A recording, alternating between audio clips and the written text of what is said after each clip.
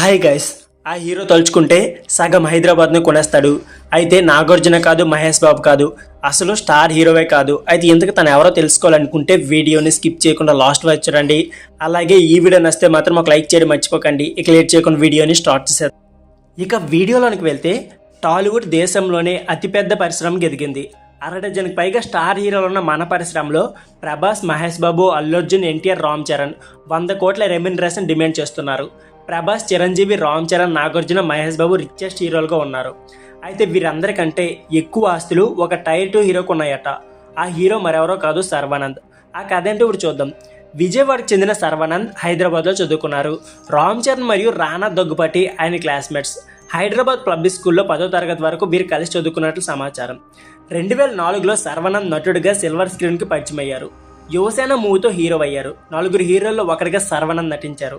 Yuvasena hit talk తెచ్చుకోవడం విశేషం. గమ్యం, ప్రస్థానం చిత్రాలు శర్వానంద్ని హీరోగా నిలబెట్టాయి.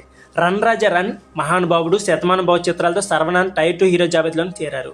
అయితే శర్వానంద్ పేరెంట్స్ బాగా స్థితిమంతులంట. వీరిది బిజినెస్ ఫ్యామిలీ అని సమాచారం. హైదరాబాద్లో ఏ మూలకు వెళ్ళినా శర్వానంద్ కుటుంబానికి చెందిన ఆస్తులు అయితే ఉంటాయట. ఒక స్నేహితుడితో కారులో హైదరాబాద్లో సంచరిస్తూ ఆ స్థలం మాదే, ఆ ఇల్లు కూడా మాదే అంటూ పలు ఏరియాలో ఉన్న తమ స్థలాలను చూపించారట శర్వానంద్. ఈ విషయాన్ని గతంలో శర్వానంద్ని ఓ జర్నలిస్ట్ నేరుగా అడిగారు. హైదరాబాద్లో ప్రతి మూలన మీకు ఆస్తులు ఉన్నాయట, అసలు సగం హైదరాబాదే మీదేనట అని అడగ్గా శర్వానంద్ నవ్వుతూ సమాధానం చెప్పారు. సగం హైదరాబాద్ కొనేంత ఆస్తులు లేవు, కానీ మాకు చాలా చోట్ల ఆస్తులు ఉన్నమాట నిజమే అని చెప్పుకొచ్చారు. అయితే ఎంత సంపన్న కుటుంబంలో పుట్టినా కూడా టీనేజ్ నుంచి నా ఖర్చులు నేనే సంపాదించుకునే వాడిని, ఫ్యామిలీ మీద ఆధారపడడం నచ్చదు అన్నారు. సో ఫ్రెండ్స్, ఇదే వీడియో.